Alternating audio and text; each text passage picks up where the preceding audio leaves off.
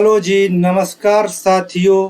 प्रज्ञा institute में आप सभी लोगों का स्वागत है, वंदन है, अभिनंदन है। जो लोग चैनल पर नए आए हुए हैं, कृपया वह चैनल को लाइक करें, शेयर करें और सब्सक्राइब करें। सभी प्रश्न आपके लिए बेहद इम्पोर्टेंट हैं। ये प्रश्न आपके UP police, UP forest guard, UP police में 100% प्रश्न यहीं से छपेंगे। यूपी पुलिस, फॉरेस्ट गार्ड सभी परीक्षाओं के लिए UPSI, MPSI, Bihar SI, Jharkhand SI, Rajasthan TET जिसे रीट कहते हैं, यूपी टेट, सुपर टेट सभी परीक्षाओं के लिए बेहद इम्पोर्टेंट है। जो लोग चैनल पर नए आए हुए हैं वह कृपया चैनल को लाइक करें, शेयर करें और सब्सक्राइब करें, जिससे आपके साथ साथ आपके मित्रों को भी फायदा हो सके। चलिए बिना समय गंवाए हुए शुरुआत करते हैं आज के प्रश्नों की। चलिए, मात्रा के आधार पर स्वर कितने प्रकार के होते हैं? ये क्वेश्चन आपके यूपी वीडियो में पूछा गया था। मात्रा के आधार पर स्वर 3 प्रकार के होते हैं। ह्रस्व, ठीक है, दीर्घ, ह्रस्व, दीर्घ और प्लुत। मात्रा के आधार पर स्वर आपके कितने प्रकार के होते हैं? तो 3 प्रकार के होते हैं, ह्रस्व, दीर्घ और प्लुत। तो ये 3 प्रकार के स्वर होते हैं मात्रा के आधार पर।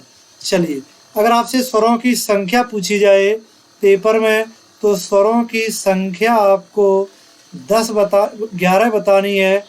और अगर आपसे पूछे जाए कि मात्राएं कितने स्वरों की होती हैं, तो मात्रा के आधार पर स्वर आपको 10 बताने हैं। आ की मात्रा नहीं होती है, इसलिए आ को उदासीन स्वर कहा जाता है। आ को क्या कहा जाता है? उदासीन स्वर। तो अगर मात्रा के आधार पर स्वरों की संख्या पूछी जा रही, कितनी बतानी है? 10। और अगर मात्रा के आधार पर स्वर कितने प्रकार के होते हैं, तो प्रकार कितने बताने हैं आपको? 3। चलिए, मैथिली किस अपभ्रंश की बोली है? याद करने के लिए हमने तरीका बताया था आपको एक, कि भोजपुरी मेम। याद है क्या बताया था? Bhojpuri ma'am, Bhojpuri ma'am. तो भोजपुरी मेम का मतलब क्या हुआ? भोजपुरी मेम का मतलब हुआ भोजपुरी, ठीक है। मैथिली और मगही ये बिहारी हिंदी की बोली है। और बिहारी हिंदी का जो जन्म होता है वो होता है आपको मालूम हो बिहार कहाँ है? मगध में। तो मागधी अपभ्रंश से, ठीक है। मागधी अपभ्रंश से 4 उपभाषाएं निकली हैं। अगर आपसे पेपर में पूछ कि मागधी अपभ्रंश से कितनी उपभाषाएं निकली हैं, तो 4 उपभाषाएं निकली हैं। याद करने के लिए हमने तरीका बताया था एक आपको, बाबू। बाबू का मतलब क्या हुआ? बिहारी हिंदी, असमिया, बंगला और उड़िया। ये किसे दी पूछी गई थी? किसके लिए? तो मागधी अपभ्रंश के लिए। चलिए, अगला प्रश्न बेहद इंपॉर्टेंट है। सुदामा पांडे को उनकी किस कृति के लिए वर्ष 1979 में साहित्य अकादमी पुरस्कार प्रदान किया गया था? तो इनकी पुस्तक है कल सुनना है, कल सुनना है मुझे। ये पुस्तक के लिए साहित्य अकादमी पुरस्कार दिया गया था। एक पुस्तक इनकी बहुत इम्पोर्टेंट है, ये संसद से सड़क। बहुत ज़्यादा ये पुस्तक पूछी जाती है सुदामा लाल पांडे की। दूसरी पुस्तक ये भी इम्पोर्टेंट है, ठिठुरता हुआ गणतंत्र, लेकिन उससे भी ज़्यादा इम्पोर्टेंट है संसद से सड़क। इस पुस्तक को बिल्कुल याद रखना, संसद से सड़क। ये पुस्तक कभी ना कभी पूछी जा सकती है आपसे। चलिए, सूर्य का पर्यायवाची नहीं है। देखो, हंस सूर्य का पर्यायवाची होता है, आदित्य होता है, भास्कर होता है, लेकिन गवाक्ष सूर्य का पर्यायवाची नहीं है। तो option number C is the correct answer. चलिए, अशुद्ध वर्तनी का चयन करो। द्वारिका बतलाया था ई की मात्रा नहीं आती। सांकृत्यायन ये भी सही हो गया। अहिल्या ये भी सही है। तो गलत कौन सा हो गया? त्रिदोष। त्रिदोष में जब दोष लिखोगे आप तो ये सा बनता है मतलब मूर्धन्य सा बनता है, तालव्य सा नहीं बनता है। चलिए आगे देखते हैं।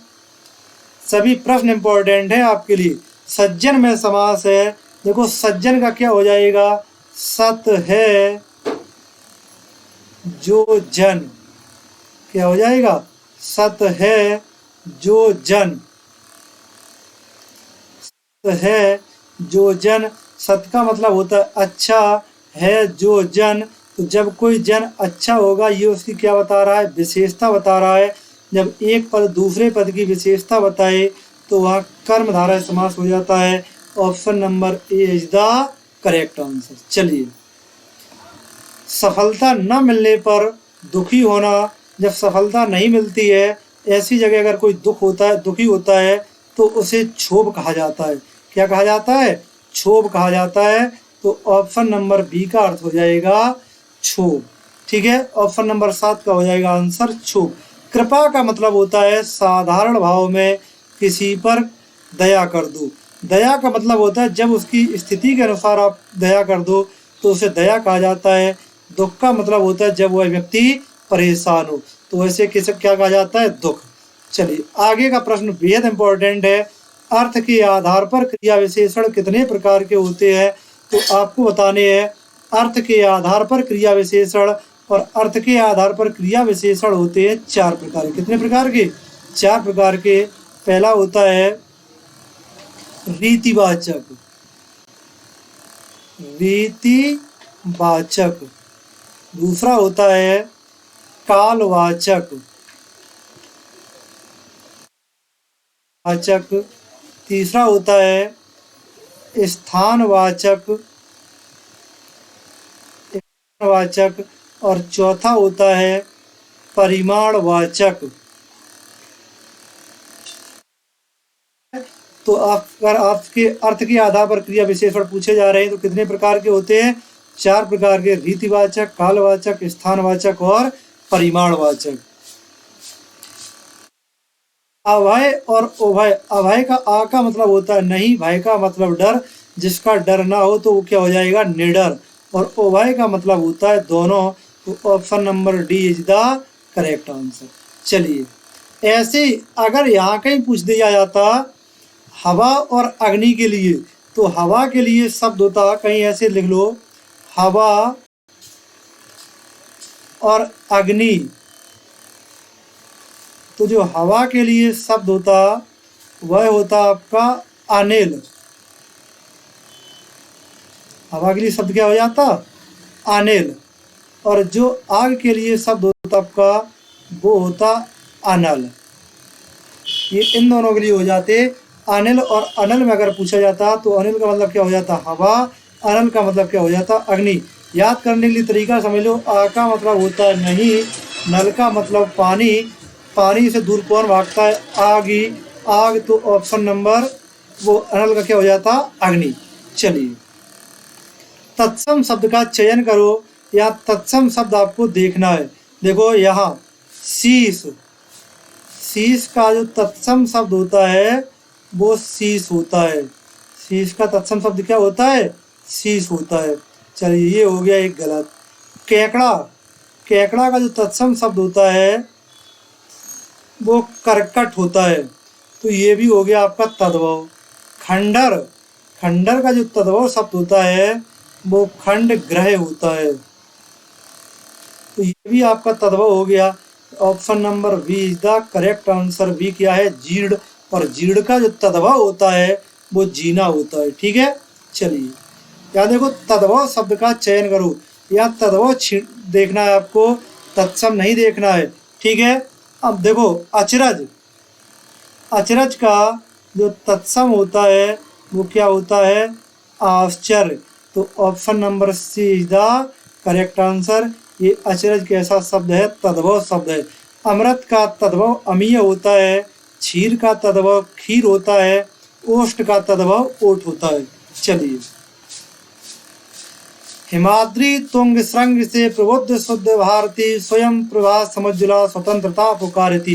यहाँ ऑप्शन कट गए हैं, हम आपको ऑप्शन लिखे दे रहे हैं। पहला ऑप्शन है वीर रस, दूसरा है रौद्र रस, तीसरा है क्रोध रस और पांचवा है बीभत्स रस।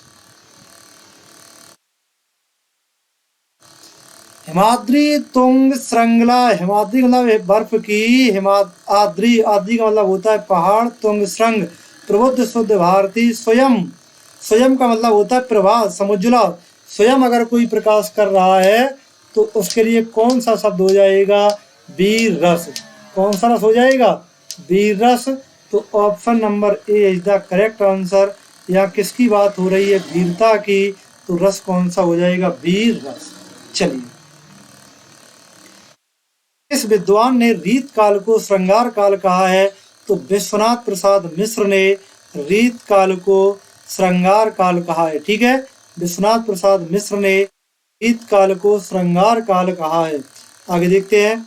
जब कोई सरकारी पत्र, ज्ञापन या कार्यालय ज्ञापन एक साथ अनेक प्रस्तुतियों में भेजा जाए तब उसे, सरकारी अगर पत्र है तो उसे परिपत्र कहा जाता है। क्या कहा जाता है? परिपत्र। इसे अंग्रेजी में कहते हैं सेलुलर। कार्यालय ज्ञापन तब भेजा जाता है जब कोई कार्यालय सही कार्य न कर रही हो या किसी कार्यालय द्वारा भेजा जाए एक कार्यालय से दूसरी कार्यालय, उसे कार्यालय ज्ञापन कहा जाता है। अधिसूचना सामूहिक रूप से जारी की जाती है। एक कार्यालय से दूसरी कार्यालय के लिए अगर कोई आदेश भेजा जाता है तो कार्यालय आदेश कहा जाता है। चलिए, कन्नौजी हिंदी की किस उपभाषा के अंतर्गत आती है? कन्नौजी हिंदी की, देखो कन्नौजी हिंदी की एक हमने ट्रिक बताई थी, पश्चिमी हिंदी, याद है? पश्चिमी हिंदी के लिए क्या बताया था? कानों में बूंदे पहने खड़ी ब्रज की हरियाणवी। तो पश्चिमी हिंदी हमने बताई थी आपको। हिंदी कितनी है? 5 शामिल आती है। तो पश्चिमी हिंदी में ही कौन सी आ जाती है? कन्नौजी। ठीक है, आगे चलते हैं। अफसोस किस भाषा का शब्द है? तो फारसी भाषा। किसका? फारसी भाषा का। फारसी भाषा के 2-4 शब्द बेहद इंपॉर्टेंट हैं। लाओ लिख दे रहे हैं हम आपको।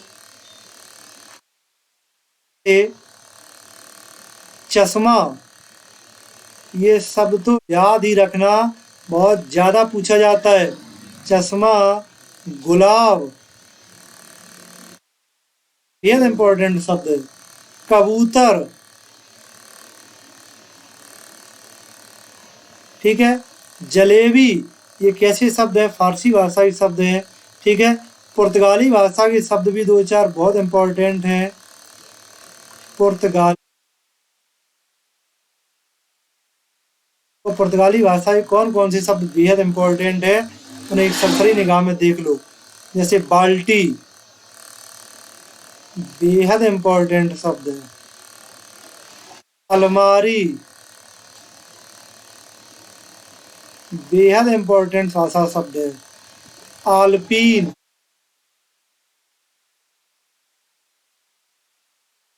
अल्पीन। पपीता,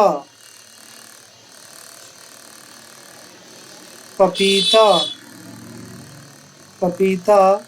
परात,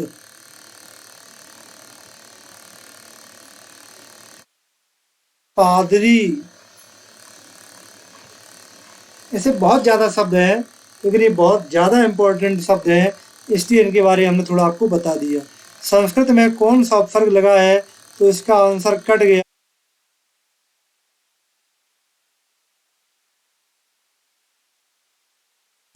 ठीक है, चलिए आगे चलते हैं। सुमित्रा में प्रत्यय क्या लगा हुआ है? तो सुमित्रा, आ लगा है कि नहीं? तो आ प्रत्यय लगा है। कौन सा प्रत्यय है? आ प्रत्यय।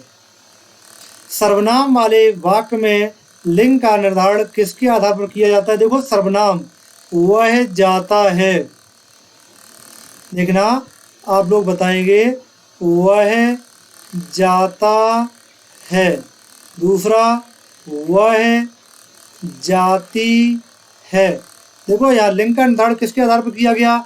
वह जाता है, जाती है। तो क्रिया के आधार पर सर्वनाम में जो लिंग का निर्धारण होता है वो क्रिया के आधार पर होता है।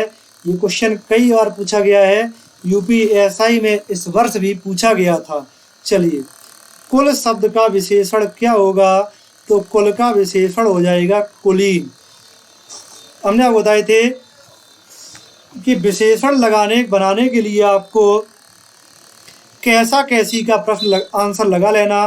तो कैसा व्यक्ति, कुलीन व्यक्ति, option number A is the correct answer. चलिए आगे देखो, चौथाई विशेषण के किस भेद के अंतर्गत आता है।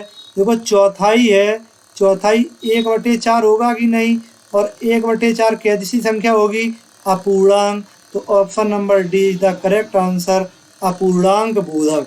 ठीक है, फिर ये आ गया चौपाई विशेषण के किस भेद के अंतर्गत आता है। चलिए बता चुके हम, कौन सा हो जाएगा, अपूर्णांक बोधक। क्रियार्थक संज्ञा सदैव होती है, ये क्वेश्चन यूपी फॉरेस्ट 2018 में आया था। क्रियार्थक संज्ञा कई बार हमने क्लास में बताया है, क्रियार्थक संज्ञा हमेशा एक वचन और पुल्लिंग में प्रयोग होती है। ठीक है, जैसे मुझे देश के लिए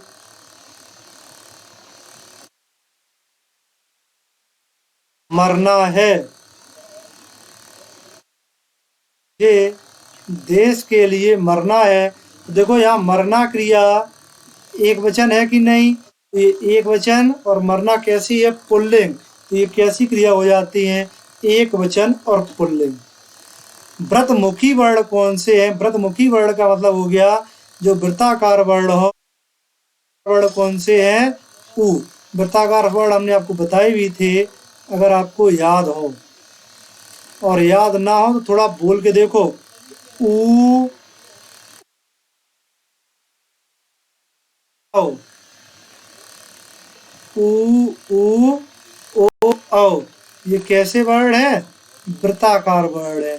उ ओ आ, उ है, ये कैसे वर्ण है, वृत्ताकार वर्ण है। ठीक है, उ ओ औ। संयुक्त स्वर कौन सा है, तो कौन सा है, ऐ। संयुक्त स्वर हमने कई बार बताए आपको कि कौन कौन से हैं, तो संयुक्त स्वर, संयुक्त स्वरों की संख्या 4 है, और वो 4 हैं कौन से, ए, ऐ, ओ, औ। इन चारों को क्या कहा जाता है, संयुक्त स्वर कहा जाता है। चलिए अंतस्थ व्यंजन कौन सा है, तो अंतस्थ व्यंजन कौन सा है, या। ठीक है, अंतस्थ व्यंजन होते हैं,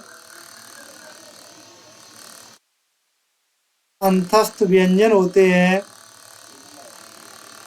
या, रा, ला और वा। इन चारों को क्या कहा जाता है, अंतस्थ व्यंजन। खड़ी बोली हिंदी का अन्य नाम क्या है, तो खड़ी बोली हिंदी का अन्य नाम कौरवी है। क्या नाम है, कौरवी, क्योंकि कौरव क्षेत्र में बोली जाती थी। और हरियाणवी का नाम, अन्य नाम है हरियाणवी का बांगरू। हरियाणवी बांगरू, हरियाणवी को बांगरू नाम से जानते हैं। उन्मूलन का विलोम क्या होता है, तो उन्मूलन का मतलब होता है उखाड़ना, और उन्मूलन का विलोम क्या हो जाता है, रोकड़।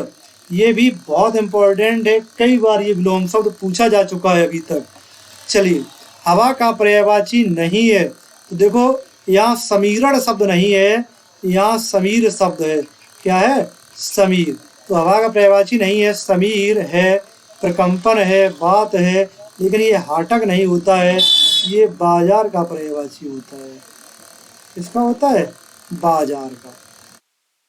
अभ्युदय की संधि विच्छेद क्या हमने बताई थी, कि अगर आधे वर्ण के बाद, याद है अभ्युदय के लिए क्या बताया था, आधे वर्ण के बाद या वा रा आए तो वहाँ यण संधि होती है, और अगर या आता है तो ई में टूटता है, तो अभी प्लस उदय, यहाँ संधि कौन सी हो जाएगी, यण स्वर संधि। अगर आधे वर्ण के बाद क्या आ जाए, या वा रा, कौन सी संधि हो जाती है, यण स्वर संधि।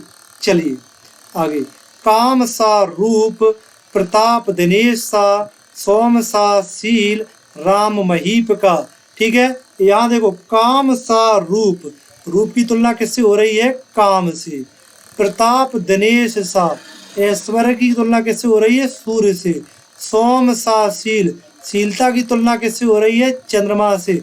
राम महीप का। जब एक वाक्य में कई जगह तुलना हो रही हो या एक जगह तुलना हो रही, अगर तुलना हो रही तो वहाँ कौन सा हो जाता है? उपमा अलंकार। कौन सा? उपमा अलंकार।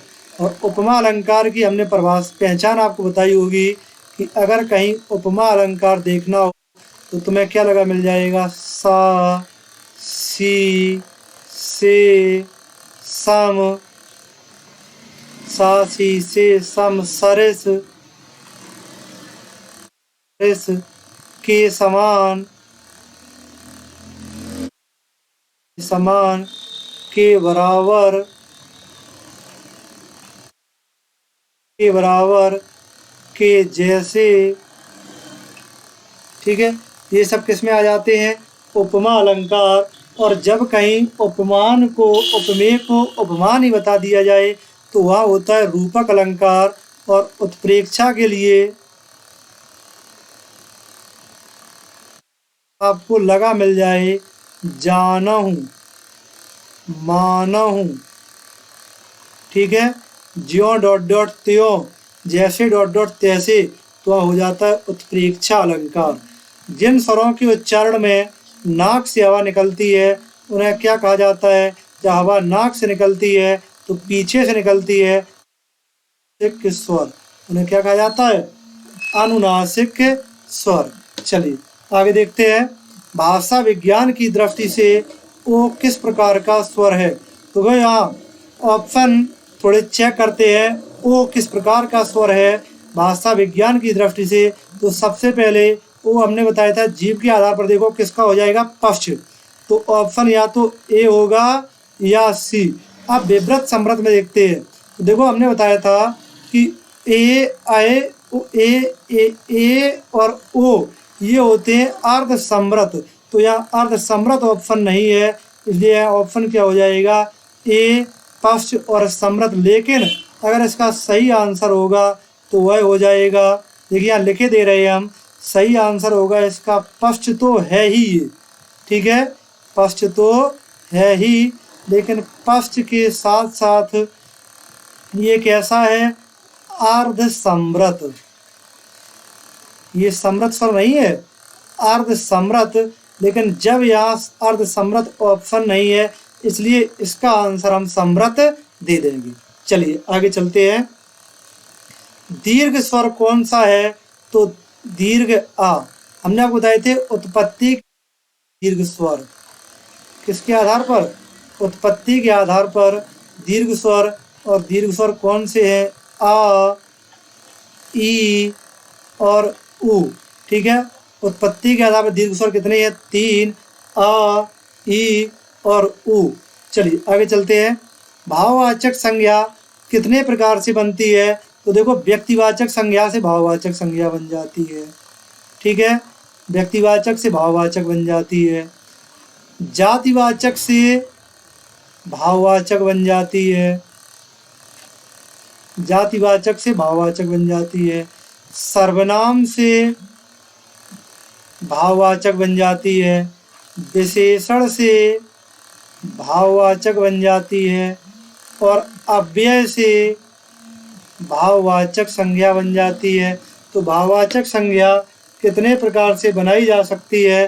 तो आपके सामने आंसर कितना हो गया? 5। भाववाचक संज्ञा कितने प्रकार से बनाई जा सकती है? तो 5 प्रकार से। ठीक है, चलिए आगे चलते हैं। सभी प्रश्न बेहद इंपॉर्टेंट है। प्रकृति शब्द में कौन सा लिंग है? देखो अपनी प्रकृति, हमने क्या कहा था? लिंग पहचानने के लिए केवल आप अपना अपनी लगाओ। तो अपनी प्रकृति, अपनी प्रकृति, अपनी कैसा शब्द हो जाएगा? स्त्रीलिंग। तो option number B is the correct answer. चलिए आगे देखते हैं। पर्वत किस प्रकार की संज्ञा है? देखो पर्वत में किसी का नाम हो सकता है, तो कौन सी संज्ञा हो जाएगी?